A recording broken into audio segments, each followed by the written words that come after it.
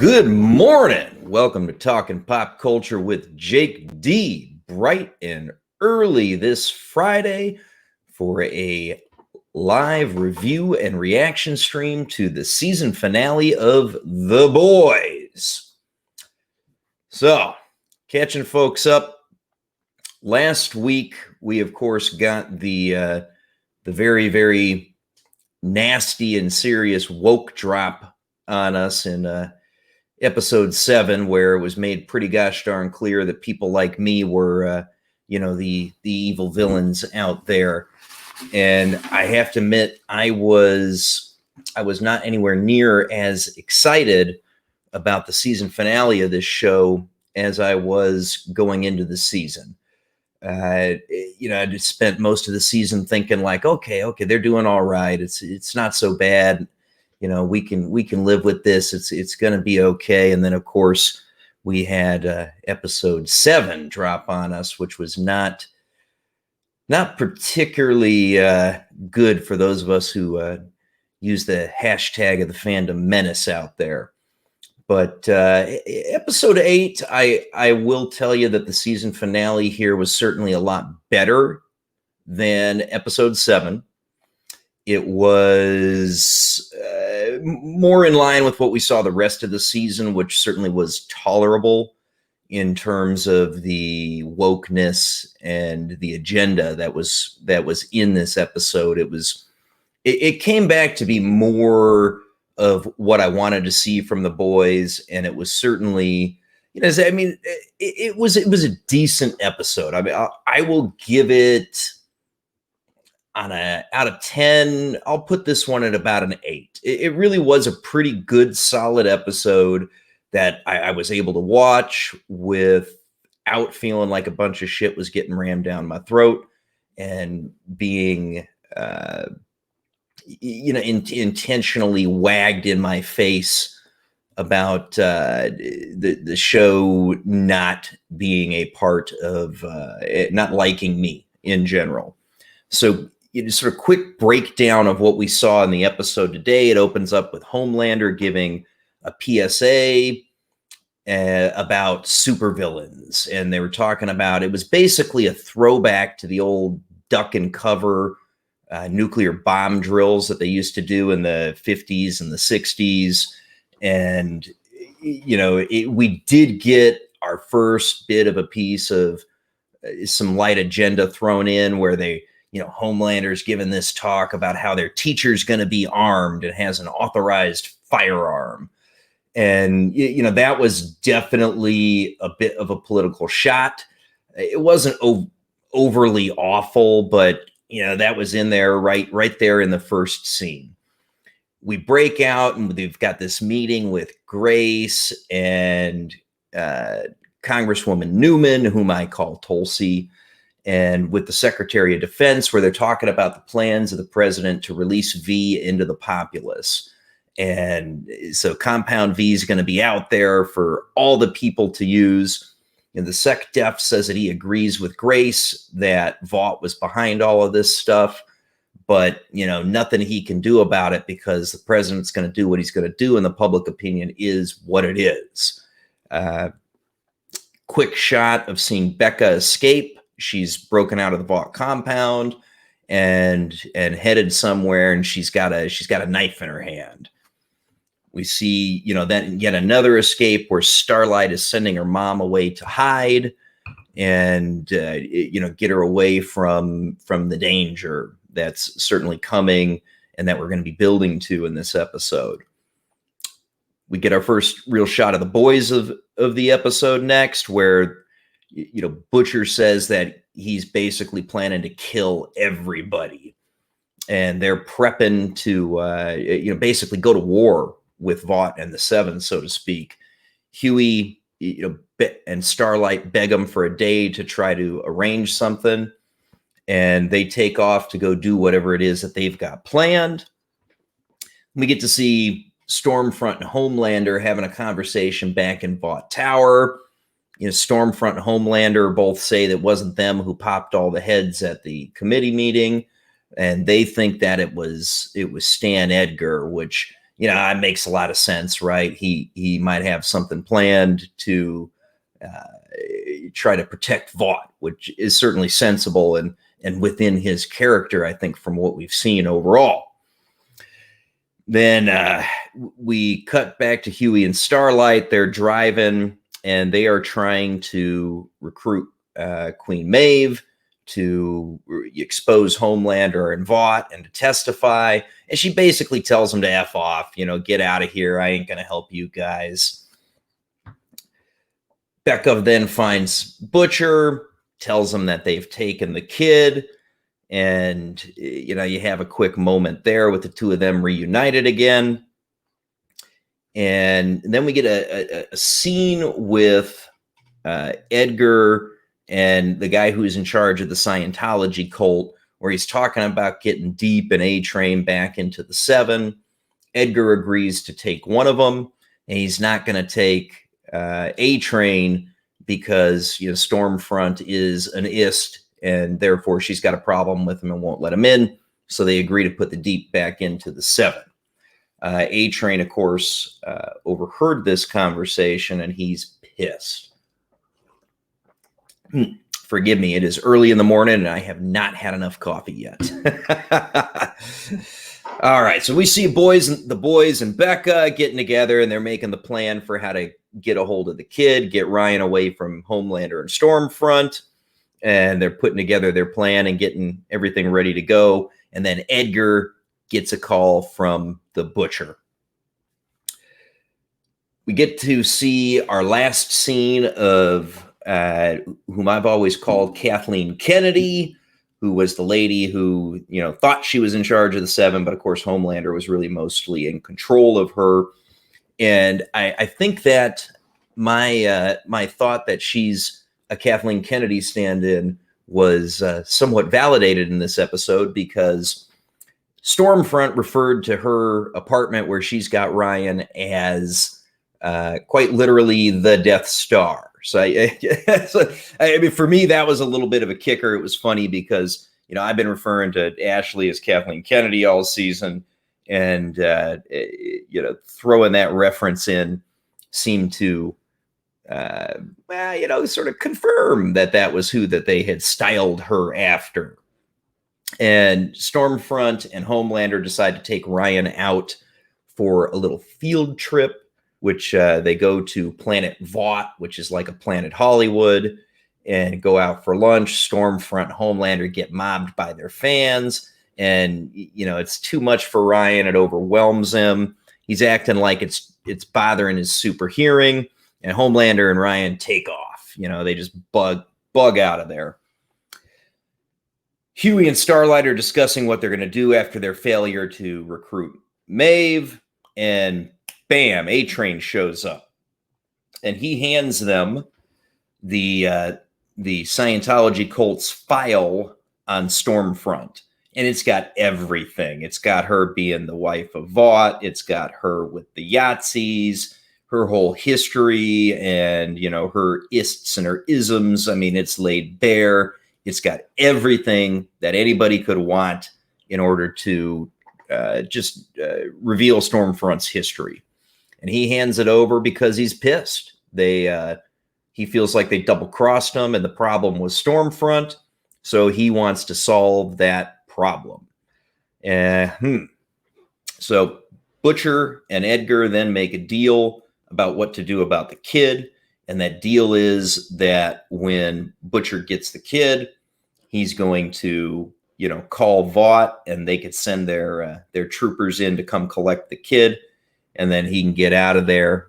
And because the kid is Edgar's contingency plan against Homelander. So they make a deal, and Edgar makes a very interesting comment. He's certainly fully aware of who Stormfront is, obviously, and he makes a comment. It was something to the extent of, it's all business.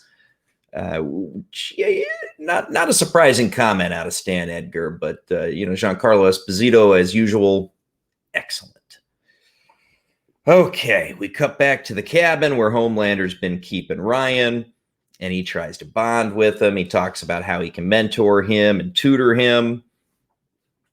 And the dossier then gets delivered to the boys, and this thing's gold. Butcher's looking through it, and, wow, he is absolutely thrilled.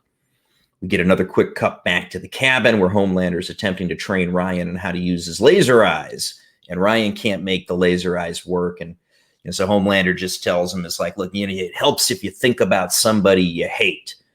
And this is, of course, some foreshadowing for later in the episode. Ryan tells him there's really not anybody that he hates, and he can't get the laser eyes to fire off. The boys arrive at Homelander's cabin. Very good. They fire off some Vought Sonics that, of course, mess with Homelander and Ryan's super hearing. So Homelander takes off to find out what the hell's going on with this sound. And, Butcher moves in to grab the kid with Becca. She introduces Butcher as her husband to the kid, and they bug out of there. And Butcher decides to go ahead and double cross Edgar, and he tells Mother's Milk to get Becca and the kid out of there.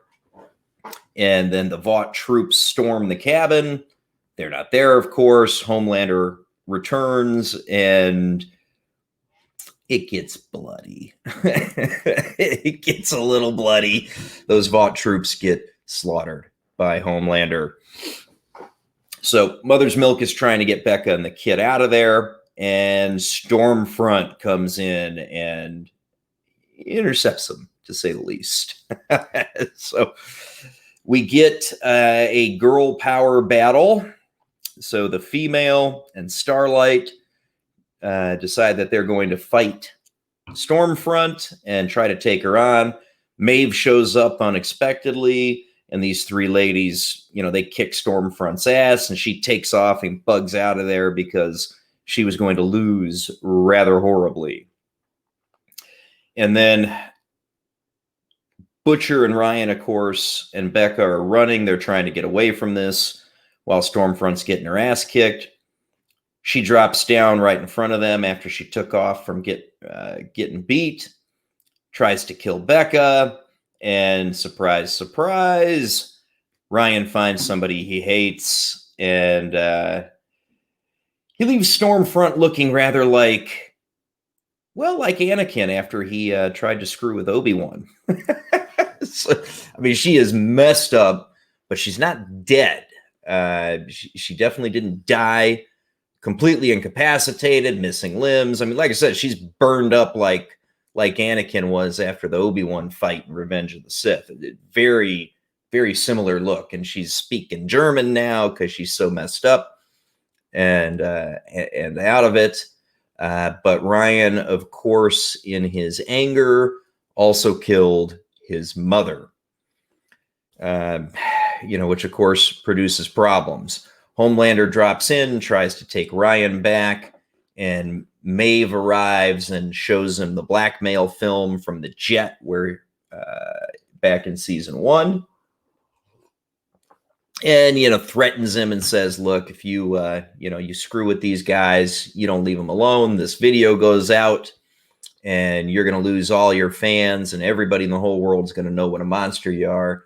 And we, of course, learn what's the most important thing in the world of Homelander, and that's the adulation of the crowds. And so he reluctantly goes with it. And that's sort of the wrap of all the action that we've been building to all throughout season 2. There's, a bit of after action goes on. Stan Edgar's giving a press conference where he says V's not going to be released. Homelander gives a little speech about we are your heroes, blah, blah, blah. Talks about Starlight being reinstated. They blame everything on Stormfront, whom the contents of her dossier had been released and went all over social media, and everybody knows that she's a Yahtzee. And, of course, we had a little scene where you get a guy saying, I can't believe I have to say this, but Yahtzees are bad. Which, once again, that was another little subtle shot at people that, Kripke doesn't agree with politically. And blessedly, that was not too bad in this episode. I mean, there's a couple, 3 scenes, but they weren't awful like what we saw in the previous episodes. So, I'll give them a little credit for that. At least they dialed that back some for the season finale. You get a bit of a kissy scene between Huey and Starlight. Butcher gives the kid Becca's St. Christopher medal that he'd carried. Grace takes the kid off and, to some undisclosed location, lets Butcher know everybody's had charges dropped or pardoned, what have you, and that she has gotten funding through the new soup czar, which is revealed to be old Tulsi, Congresswoman Newman, and to set up a team to keep the soups in line. So it's almost like, my understanding is in the source comics, that was what they always were to begin with, but now it's kind of official. And, she offers Butcher the job. He doesn't respond to her, but I think we can assume that because there is a season 3, obviously he's going to take it. Mother's Milk gets an opportunity to see his kids. And, Frenchie and the female go dancing. Everybody's happy. Everything's all good. Homelander's standing on top of a tall building, taking care of himself, saying he can do whatever he wants. It's kind of a disturbing scene, to be honest with you. And then, just when you think that they've got everything wrapped, they do drop their big tease for the setup to season 3 at the very, very end of this episode. The guy who's in charge of the Scientology cult, he's on the line with Newman, and he lets her know that he's got tons of other blackmail to take down dozens of soups, and he'd be happy to release it if she would expedite his tax-exempt status. And boom, homeboy's head pops. And then we pan to the camera just outside his window, and Tulsi was standing right there. She's the mysterious head popper, which for me came out of left field. That was not what I was expecting. So we have our probable season 3 villain revealed, and it's somebody that they set up as a hero of the people all through season 2. And it looks like she may be our season 3 villain. And then Huey in the final scene goes and gets a job from her because he wants to get out of the boys. So interesting setup for season 3 there. Pardon me one moment. I need more coffee. All right. Yeah, that's streaming fuel right there. Make it straight from the pot. I don't go and get it from some shop. So, overall, like I said, I give the episode an 8 out of 10. They had a few little agenda shots in it. It wasn't too bad, though, in comparison to what we saw the last week's episode. Action was pretty decent. Story was all right. And we get a real solid setup for where they're going to be taking this thing for season 3. So overall thoughts on the season. This was, I'm going to go with a season review number of a 7 out of 10 overall. Production quality was good. You got plenty of uses of, the soups using their power. You had, really good visual shots throughout. The story overall was decent, but, we always had in the back of our mind the Kripke interview where he really talked about what he was planning when they wrote this. And it wouldn't be one of my streams about The Boys season 2 if I didn't play it. So by God, here's that Kripke interview. It's a great question. We were really interested in exploring the idea of authority figures get the public really riled up with xenophobia and racism. Ultimately, the most dangerous people are like the white dudes standing next to you. Yeah. And, one thing, we've seen the entire season now, and it was nowhere near as rough as I was anticipating after we saw that interview. Episode 7 was a giant middle finger to the fandom Menace, to people who talked about finding their voice and fighting, a culture war just to keep our entertainment, without blatant political messaging that's beating you over the head. And for the most part, they kept it subtle. It was subtle again in episode 8. It was really just episode 7 that was really bad. So season 3, am I going to watch season 3? I will watch and review season 3, and we'll see where they go with it. From a story standpoint, I think they've definitely set up a good bridge into the next season, and they could very easily really step it up and make it an exciting season. If they continue to keep the politics limited in the hardcore messaging sense, I think it could still be enjoyable. And, 7 out of 8 episodes this season were. Is there wokeness throughout? Yes, there is. Definitely is. But they generally kept it in a way that wasn't repulsive to me and to most folks. So yeah, 7 out of 10 on the season, 8 out of 10 on this episode, and I will watch the next season. It was good enough to keep me. Had they done another episode in the finale like they did in episode 7, I would have checked out. They brought it back enough that I'm okay to stick going with it. But overall, I'll take it. Well, I appreciate you listening in this morning. If you're catching it on the replay and you listen to this long, please remember to like the video, share it with your friends on social media, and consider subscribing to the channel. I'm a new creator here on YouTube, and that's one of the best ways to help me reach a wider audience and talk with more folks and have better streams and more content going forward. Thank you.